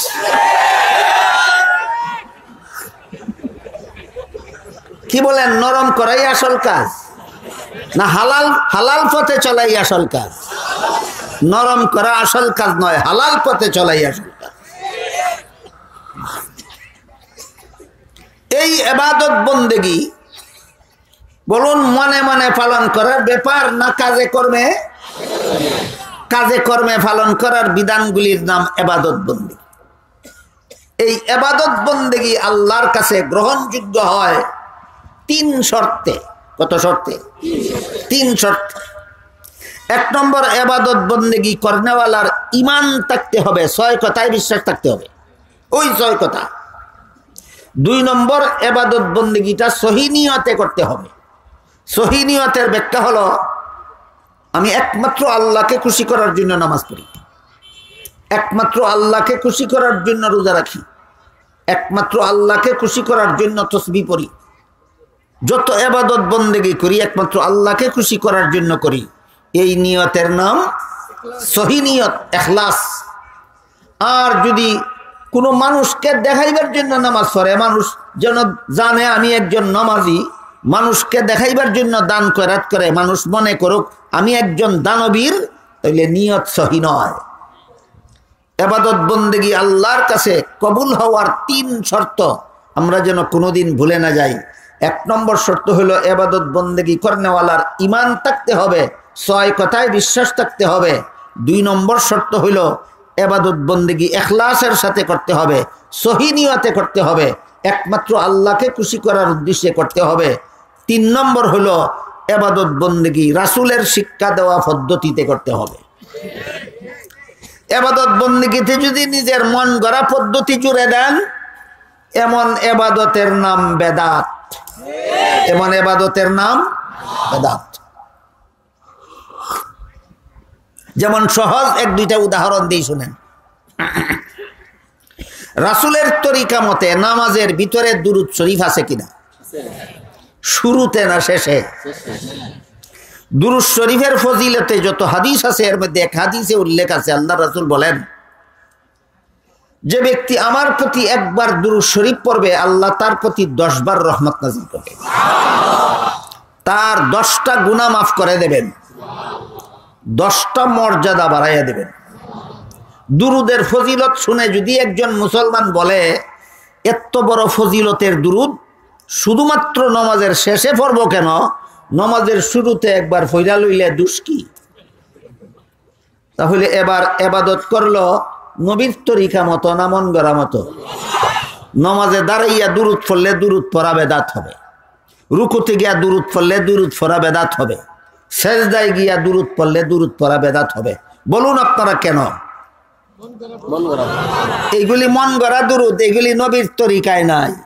নামাজে দাঁড়াইয়া দুরুদ পড়া নবীর তরিকায় নাই, রুকুতে গিয়া দুরুদ পড়া নবীর তরিকায় নাই, সেজদায় গিয়া দুরুদ পড়া নবীর তরিকায় নাই।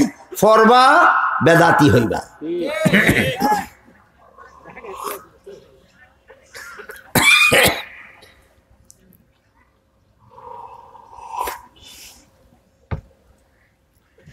আজান শেষ করে দুরূদ শরীফ পড়া নবীর তরিকায় আছে, আজান শুরু করার আগে দুরূদ শরীফ পড়া নবীর তরিকায় নাই। যেই পড়বে সেই বেদাতি হবে। কথা বুঝেন কিনা?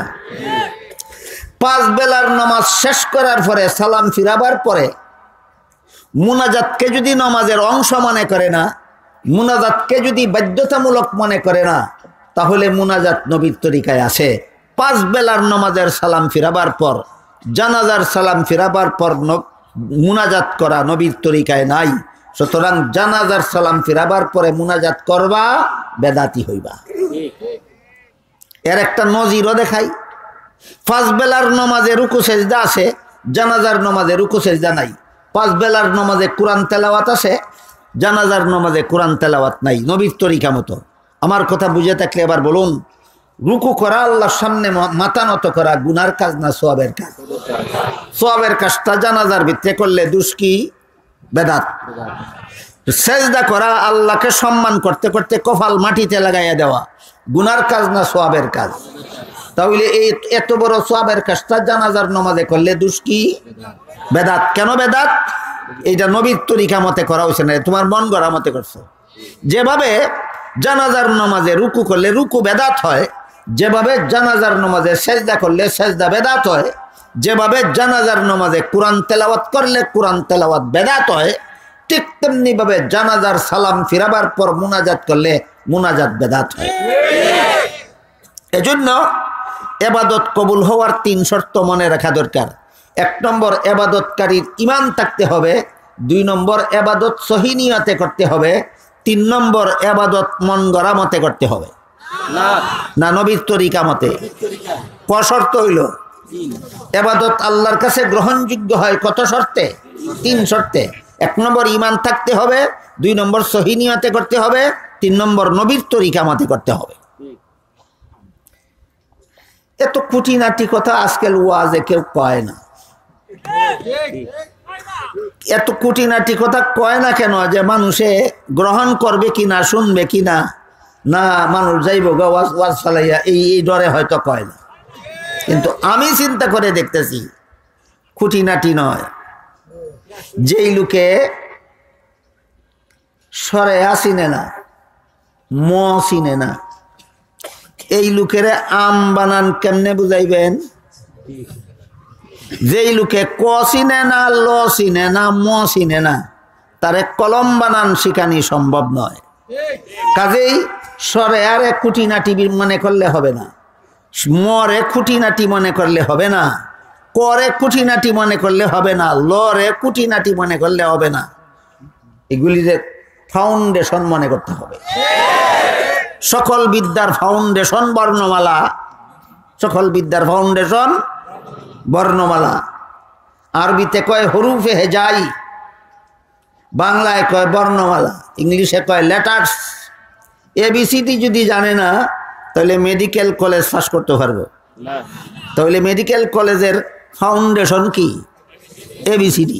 যেমনভাবে এবিসিডি মেডিকেল কলেজের ফাউন্ডেশন। এবিসিডি না শিখলে তুমি এমবিবিএস ডাক্তার হইবা দূরের কথা, মেডিকেল কলেজের বারান্দায় ভাড়া দিতে পারত না। ঠিক তেমনি ভাবে এই সমস্ত কুটিনাটি কথা না জানলে মুসলমানই রক্ষা করা যাবে না। বুঝে থাকলে বলুন, ইসলামের বিধিবিধানের দ্বিতীয় প্রকার কি সম্পর্কে? ইবাদত বন্দেগী কত শর্তে কবুল হয়? প্রথম শর্ত ঈমান ঠিক থাকতে হবে। 2 নম্বর শর্ত ইখলাস সহিহ নিয়ত। 3 নম্বর শর্ত নবীর তরিকা। ইসলামের তৃতীয় প্রকার বিধিবিধান কারো মনে থাকলে বলতে পারেন কি সম্পর্কে? লেনদেন। একজনের সম্পদ আরেকজনে নিবে, একজনে নিজের সম্পদকে আরেকজনকে দিবে।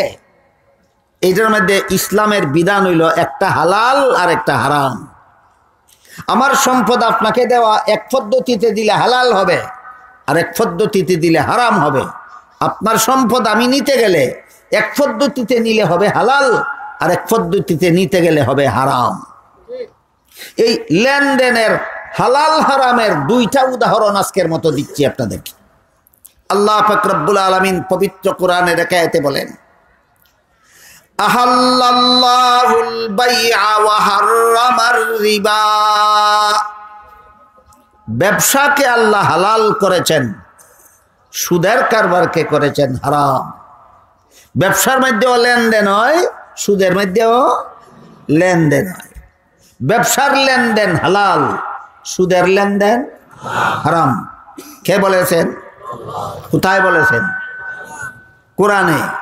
পবিত্র কোরআনের সূরাতুল বাকারার 275 নম্বর আয়াতে আল্লাহ বলেন, আহাল্লাল্লাহুল বাইআ ওয়া হাররামার রিবা। ব্যবসায়ের মাধ্যমে সম্পদের লেনদেন আল্লাহ হালাল করেছেন, সুদের কারবারের মাধ্যমে লেনদেন আল্লাহ হারাম করেছেন। হাদিস শরীফে রাসূল করিম সাল্লাল্লাহু আলাইহি ওয়াসাল্লাম বলেন, লাআনাল্লাহু আলা আকিলির রিবা ওয়া মুকিলিহি ওয়া কাতিবিহি ওয়া শাহিদিহি। যে সুদ খায় তার উপর আল্লাহর লানত, যে সুদ দেয় তার উপর আল্লাহর লানত, যে সুদের কারবারের দলিল লেখে তার উপরে আল্লাহর লানত, যে সুদের কারবারের সাক্ষী থাকে তার উপরে আল্লাহর লানত। আরেক হাদিসে রাসূল করিম সাল্লাল্লাহু আলাইহি ওয়াসাল্লাম বলেন, একটা সুদের কারবারের 70টা গুনাহ। তাফসীরে কুরতুবী শরীফে বর্ণিত আরেক হাদিসে রাসূল বলেন, একটা সুদের কারবারের 99টা গুনাহ। এর মধ্যে সবচেয়ে ছোট্ট গুনাহটা, কতটার ছোট্ট গুনাহ? 99টার মধ্যে সবচেয়ে ছোট্ট গুনাহটা হলো আপন মায়ের সাথে জিনা করা সমান। এরপরেও কোনো মুসলমান সুদ খাইতে পারে, এরপরেও কোনো মুসলমান সুদ দিতে পারে, এরপরেও যদি জিদ ধরে কেন হারাম হবে? তাহলে শুনুন, এই জিদ ধরনেওয়ালা কেন যারা বলে এদের ব্যাপারে আল্লাহ কি বলেন? আল্লাহ বলেন, ফামান জাআহু মাউইযাতুম মির রাব্বিহি ফান্তাহা ফালাহু মা সালাফ ওয়া আমরুহু ইলাল্লাহ ওয়া মান আদা ফাউলাইকা আসহাবুন নারি হুম ফিহা খালিদুন। আল্লাহ বলেন, আমি বলেছি সুদের কারবার হারাম। এরপরে যদি কেউ এর বিরুদ্ধে কেন প্রশ্ন উঠায়, তাহলে সে হবে চিরস্থায়ী জাহান্নামী। কতদিনের জাহান্নামী? কোন মুসলমান চিরস্থায়ী জাহান্নামী হয় না? কাফের হয়ে গেলে চিরস্থায়ী জাহান্নামী হয়। আল্লাহ বলেছেন সুদের কারবার হারাম, যদি মেনে নেও সুদের কারবার হারাম, এরপরেও যদি খাও তবুও চিরস্থায়ী জাহান্নামী হইতা না। কিন্তু আল্লাহ বলেছেন হারাম, তুমি যদি বলো কেন হারাম হবে, আল্লাহ বলেন তুমি চিরস্থায়ী জাহান্নামী, তোমার ঈমানের লেশ মাত্রও নাই।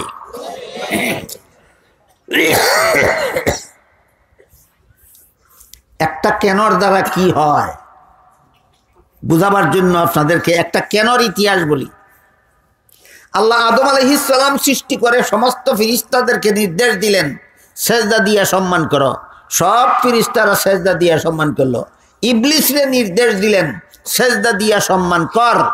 ইবলিস কয় আসজুদু লিমান খালাকতা তিনা, যে আদমকে মাটি দিয়ে বানাইছো তারে সেজদা করব কেন?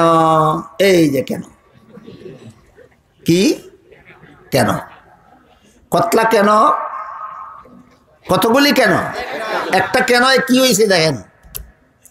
ইবলিস ৮০,০০০ বছর আল্লাহর ইবাদত বন্দেগী করেছিল। কতদিন? ৮০,০০০ ইবাদত বন্দেগী করার পরে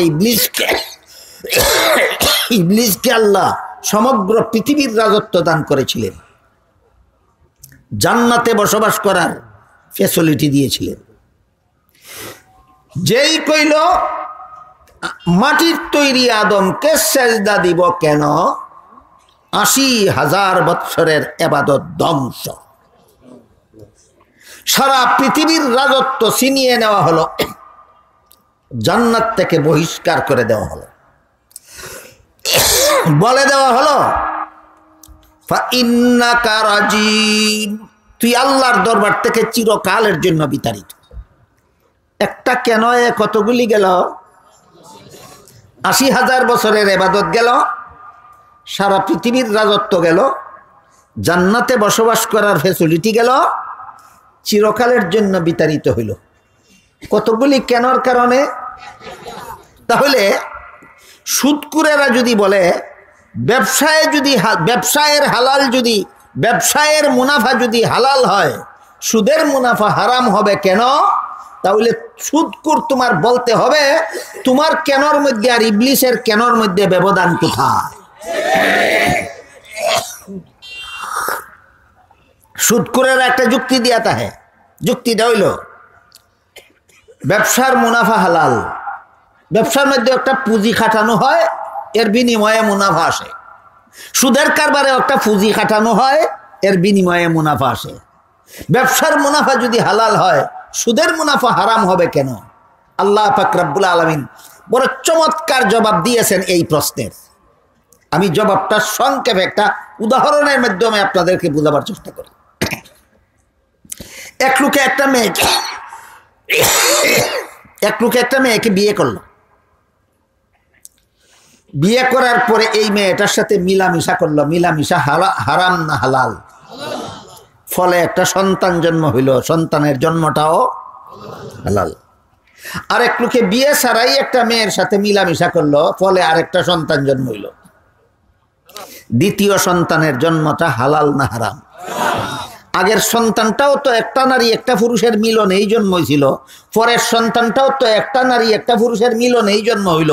আগেরটা হালাল কেন, পরেরটা হারাম কেন? এই প্রশ্নের যেই জবাব, সুদের ব্যবসার মুনাফা যদি হালাল হয়, সুদের মুনাফা হারাম হবে কেন, ওই প্রশ্নেরও সেই জবাব। জবাবটা একটু পরিষ্কার করে বুঝালেন। স্বামী স্ত্রীর মিলামিশা হালাল, এই জন্য এই মিলামিশার সন্তানের জন্ম হালাল।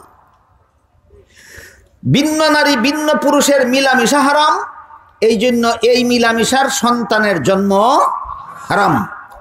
ঠিক তেমনি ভাবে ব্যবসা জিনিসটাই হালাল, এই জন্য তার মুনাফাও হালাল। সুদের কারবারটাই হারাম, এই জন্য তার মুনাফাও হারাম। আল্লাহ যত জবাব দিয়েছেন সুদকুরের দলের, এর একটা জবাব বুঝে থাকলে বলুন তো, যারা সুদ খায় এরা লেনদেন হালাল উপায়ে করে না হারাম উপায়ে করে? যারা ঘুষ খায় লেনদেন হারাম উপায়ে করে। তাহলে তোমার ওয়াজের দাম কত? তোমার নামাজের দাম কত? যারা হারাম উপায়ে মানুষের সম্পদ দখল করে, যারা হারাম উপায়ে মানুষের সম্পদ আত্মসাৎ করে, যারা হারাম উপায়ে মানুষের সম্পদ তাসরুফ করে, এদের নামাজের দাম কত? রোজার দাম কত? হজের দাম কত? এদের তসবিহ পড়ার দাম কত? এদের জিকির করার দাম কত? যে বোঝার জন্য আপনাদেরকে একটা হাদিস শোনাই। হাদিস শরীফে রাসূল করিম সাল্লাল্লাহু আলাইহি ওয়াসাল্লাম বলেন, দুনিয়াতে যদি কোনো মানুষের সম্পদ অন্যায়ভাবে গ্রহণ করে, হারাম উপায়ে গ্রহণ করে, কিয়ামতের দিন যার সম্পদ হারাম উপায়ে গ্রহণ করেছিল তাকে নিজের নামাজ রোজা ইবাদত বন্দেগীর সওয়াব দেয়া দিতে হবে। যদি নামাজ রোজা ইবাদত বন্দেগীর সওয়াব তার আমল নামায় না থাকে, তাহলে যার কাছ থেকে হারাম উপায়ে সম্পদ গ্রহণ করেছিল তার গুনাহ নিজে নিয়া জাহান্নামে গিয়া নিজের গুনার শাস্তিও ভোগ করবে, যার কাছ থেকে সুদ খাইছিল তার গুনার শাস্তিও ভোগ করবে। কথা বুঝতে পেরেছেন? হারাম লেনদেনের ফলাফল। পক্ষান্তরে হালাল উপায়ে যদি লেনদেন করেন, হালাল উপায়ে যত লেনদেন আছে এর মধ্যে একটা উপায় হইল ব্যবসা, একটা উপায় হইল ব্যবসা। হাদিস শরীফে রাসূল করিম সাল্লাল্লাহু আলাইহি ওয়াসাল্লাম বলেন,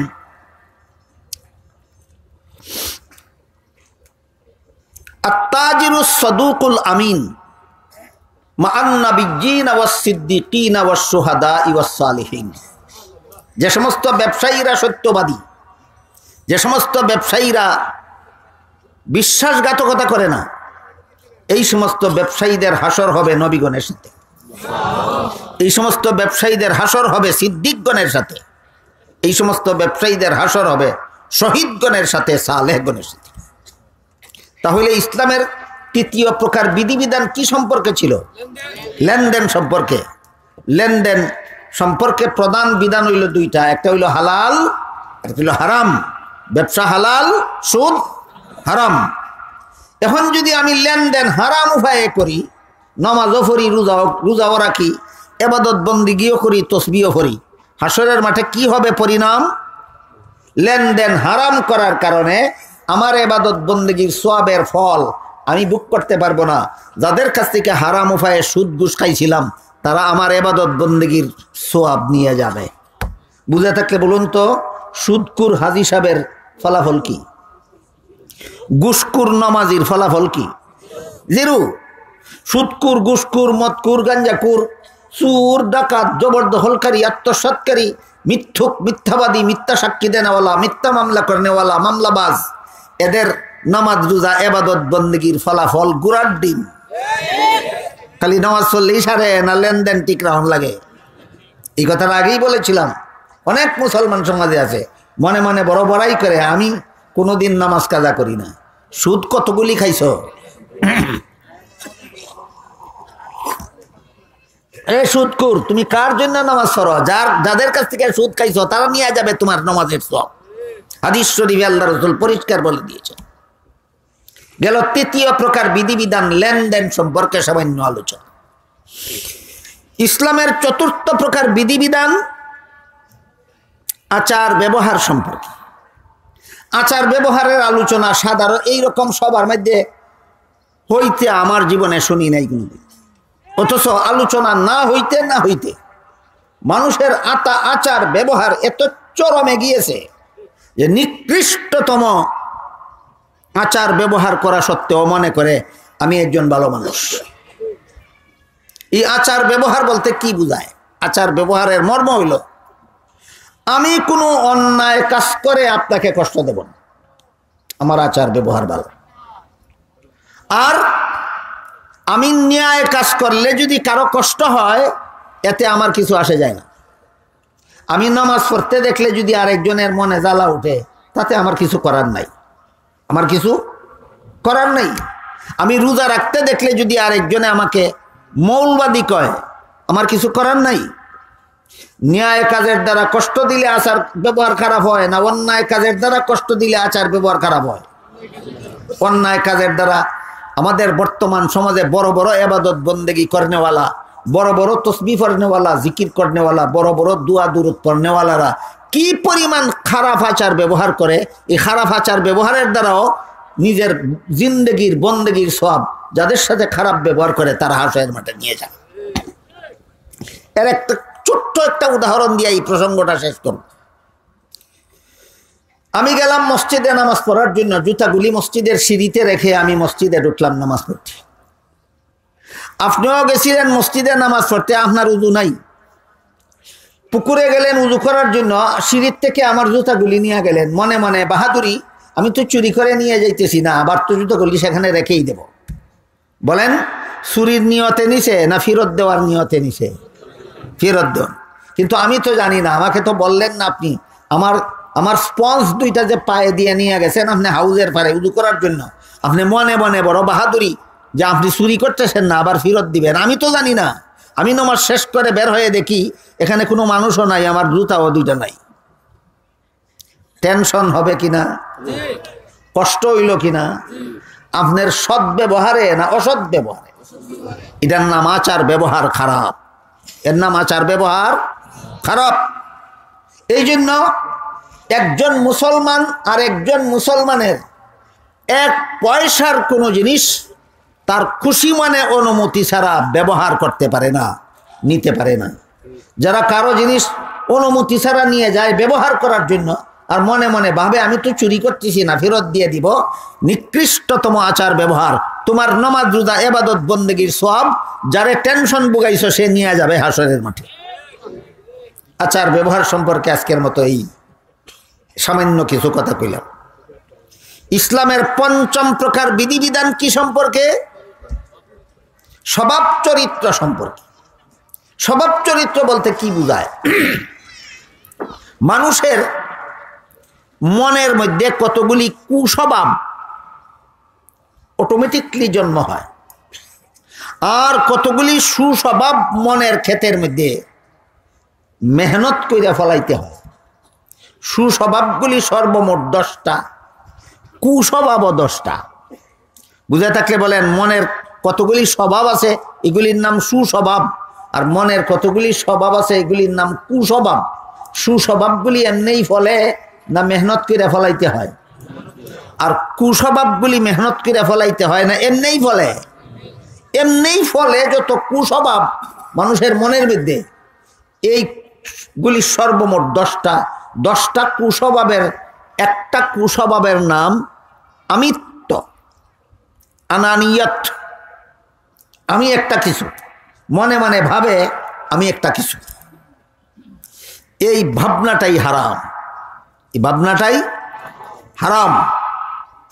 এটার 4টা স্তর আছে। প্রথম স্তরের আমিত্বকে বলে তরিকতের ভাষায় উজব, দ্বিতীয় স্তরের আমিত্বকে বলে কিবির, তৃতীয় স্তরের আমিত্বকে বলে তাকাব্বুর, চতুর্থ স্তরের আমিত্বকে বলে ইস্তেকবার। যারা এই পরিভাষাগুলি বুঝতে কঠিন হবে তাদের জন্য বাংলায় বলি, আমিত্বের 4 স্তর। আমিত্ব শব্দটা একটু কঠিন হয়ে যায়, আরো সহজ বাংলা বলি অহংকার। অহংকারের 4টা স্তর আছে। একটা হলো অহংকারের বীজ, একটা হলো অহংকারের চারা, একটা হলো অহংকারের গাছ, একটা হলো অহংকারের ফসল। হাদিস শরীফে আল্লাহ রসুল বলেন, যার অন্তরে সরিষার বিন্দু পরিমাণ অহংকার থাকবে তাকে জাহান্নামে যেতেই হবে। কাজেই এই অহংকারের বিন্দু পরিমাণ অহংকারও যেহেতু অন্তরে থাকলে জাহান্নামে যেতে হবে, এবং এটা স্বভাব চরিত্রের সাথে সম্পর্ক, এই জন্য কুস্বভাবগুলি আগাছা মন থেকে পরিষ্কার না করা পর্যন্ত নামাজ রোজা ইবাদত বন্দেগীর দ্বারাই শুধু জাহান্নাম থেকে রক্ষা পাওয়া যাবে না। লেনদেনও শুদ্ধ হতে হবে, আচার ব্যবহারও শুদ্ধ হতে হবে, স্বভাব চরিত্র শুদ্ধ হতে হবে। আমি অহংকারের 4টা স্তরের আলোচনা করি আপনাদের সামনে। মনোযোগে শুনলে এবং বুঝলে টের পাবেন কার মধ্যে কত নম্বরটা আছে, টের পাবেন। আমারটা আপনি টের নাও পেতে পারেন, আপনারটা আমি টের নাও পেতে পারি। প্রত্যেকেই যার যারটা টের পাবেন যে আপনার মধ্যে অহংকারের বীজ আছে, না অহংকারের চারা আছে, না অহংকারের গাছ আছে, না অহংকারের গাছও ফসল ধরছে। মুফাসসিরিনে কেরাম লেখেন, একা একা নিরিবিলি তোমার মনকে জিজ্ঞাসা করো যে তোমার মধ্যে কোনো গুণ আছে কিনা। মন যদি সচেতন হয়, মন থেকে জবাব আসবে, আমার মধ্যে অনেকগুলি গুণ আছে। আমি মুখে কথা বলতে পারি, এটা আমার একটা গুণ। আমি চোখে দেখতে পারি, এটা আমার একটা গুণ। আমি কানে শুনতে পারি, এটা আমার একটা গুণ। আমি হাতে ধরতে পারি, এটা একটা দোষ না গুণ। মন থেকে জবাব আসবে আমার অনেকগুলি গুণ আছে। আবার তোমার মনকে প্রশ্ন করো, এসব গুণের জন্য তুমি প্রশংসা পাওয়ার যোগ্য কিনা। তখন যদি মন বলে আমার এত সব গুণের জন্য আমি প্রশংসা পাওয়ার যোগ্য, তাহলে প্রমাণ হয়ে গেল তোমার মনের মধ্যে অহংকারের বীজ আছে। কি আছে? এইটাই সরিষার বিন্দু পরিমাণ অহংকার। এই মনের ভাবনার কারণে জাহান্নামে যেতে হবে। তাহলে কি কি ভাবনা ভাববো আমি? এর বিপরীতে মনের ক্ষেতের মধ্যে যে সুস্বভাবের 10টা ফসল ফলাইতে হয়, এর একটা সুস্বভাবের নাম শুকুর। একটা সুস্বভাবের নাম শুকুর। শুকুর মানে কি? আমার মনকে যখন জিজ্ঞাসা করব যে তোমার গুণের জন্য তুমি প্রশংসা পাওয়ার যোগ্য কিনা, তখন যদি মন থেকে জবাব আসে যে আমার চোখে দেখার গুণ তো এটা আমার উপার্জিত নয়, আল্লাহর দান, কাজে এই গুণের জন্য আল্লাহ প্রশংসা পাওয়ার যোগ্য। আমি কানে শোনার গুণের জন্য আল্লাহ প্রশংসা পাওয়ার যোগ্য। আমি মুখে কথা বলার গুণের জন্য আল্লাহ প্রশংসা পাওয়ার যোগ্য। আমার বিদ্যা বুদ্ধির গুণের জন্য প্রশংসা পাওয়ার যোগ্য আল্লাহ। আমার এলেম কালামের যোগ্যতার জন্য প্রশংসা পাওয়ার যোগ্য আল্লাহ। তখন প্রমাণ হবে আপনার অন্তরে অহংকারের বীজও নাই, শুকুরের ফসল আছে।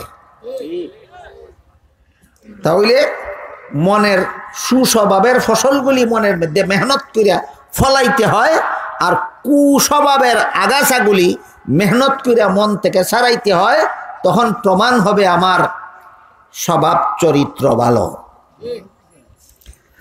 আর যদি মনে মনে শুধু ভাবেই না, মুখেও বলে আমি যোগ্য, আমি জ্ঞানী, আমি গুণী, আমি বুদ্ধিমান, তাহলে অহংকারের বীজ সারা গজাইছে।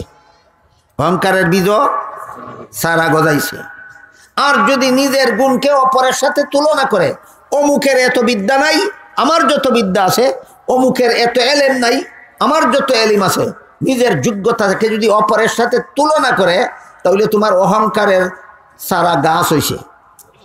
অহংকারের সারা গাছ হইছে। যারে ছোট মনে করে তারে সমাজে ছোট প্রমাণ করার জন্য যখন তার সাথে অবিচার শুরু করে, তখন তার অহংকারের গাছে ফসল ধরছে। বুঝে থাকতে বলুন, আমাদের সমাজে কোনো মুসলমান কি কারো সাথে অবিচার করে? এটা কিসের ফসল? অহংকারের গাছের ফসল। এই রকম কুস্বভাব নিয়া শুধু নামাজ রোজা ইবাদত বন্দেগী কইরা জাহান্নাম থেকে রক্ষা পাওয়া যাবে না। এই জন্য বলছিলাম ইসলামের বিধিবিধান 5 প্রকার। যার উপর যত প্রকার বিধান বর্তায় তিনি শত বিধান পালন করলে পরে তিনি পরিপূর্ণ মুসলমান, তিনি জান্নাতি মুসলমান, তিনি জাহান্নাম থেকে মুক্ত মুসলমান। আল্লাহ আমাদেরকে এই রকম মুসলমানিত্ব হাসিল করার তৌফিক দান করুন। সবাই বলুন আমিন। সুবহান রাব্বিকা রাব্বিল ইজ্জাতি আম্মা ইয়াসিফুন ওয়া সালামুন আলাল মুরসালিন আলহামদুলিল্লাহি রাব্বিল আলামিন। আলহামদুলিল্লাহিল্লাযী হাদানা লিহাযা ওয়া মা কুন্না লিনাহতাদিয়া লাউলা আন হাদানাল্লাহ। রব্বানা যালামনা আনফুসানা ওয়া ইল্লাম তাগফির লানা ওয়া তারহামনা লানাকুনান্না মিনাল খাসিরিন। রব্বানা আতিনা ফিদ দুনিয়া হাসানাতাও ওয়া ফিল আখিরাতি হাসানা ওয়া কিনা আযাবান নার। ইয়া আল্লাহ, এই মুবারক সম্মেলনকে কবুল আর মঞ্জুর করুন। ইয়া আল্লাহ, এর উসিলায় আমাদের জিন্দেগানকে হেদায়েত করুন। সমস্ত মুমিন মুসলমান মুর্দেগানকে নাজাত দান করুন। ইয়া আল্লাহ, আমার কাছে যারা যত রকমের দোয়া দরখাস্ত করেছেন প্রত্যেকের নেক দোয়াকে কবুল মঞ্জুর করুন। যারা যত আশা নিয়ে হাত উঠাইছি প্রত্যেকের নেক বাসনাকে কবুল আর মঞ্জুর করুন। ইয়া আল্লাহ, এখানে কোরআন হাদিস থেকে যা কিছু আলোচনা হইল আমাদেরকে বুঝার এবং জীবনে আমল করার তৌফিক দান করুন। ইয়া আল্লাহ, যে সমস্ত উলামায়ে কেরাম বুজুর্গানে দিন মুমিন মুসলমান দুনিয়াতে বাঁচিয়ে আছেন, ইয়া আল্লাহ তাদের সবাইকে হায়াতে তয়্যিবা দান করে দিন। যে সমস্ত উলামায়ে কেরাম বুজুর্গানে দিন মুমিন মুসলমান দুনিয়ার থেকে বিদায় হয়ে গেছেন, তাদের কবরকে জান্নাতের বাগান বানাইয়া দিন। ইয়া আল্লাহ, আমাদের পক্ষ থেকে লাখ লাখ কোটি কোটি দুরুদ সালাম রাসূল করিম সাল্লাল্লাহু আলাইহি ওয়াসাল্লামের রওজা শরীফে পৌঁছাইয়া দিন।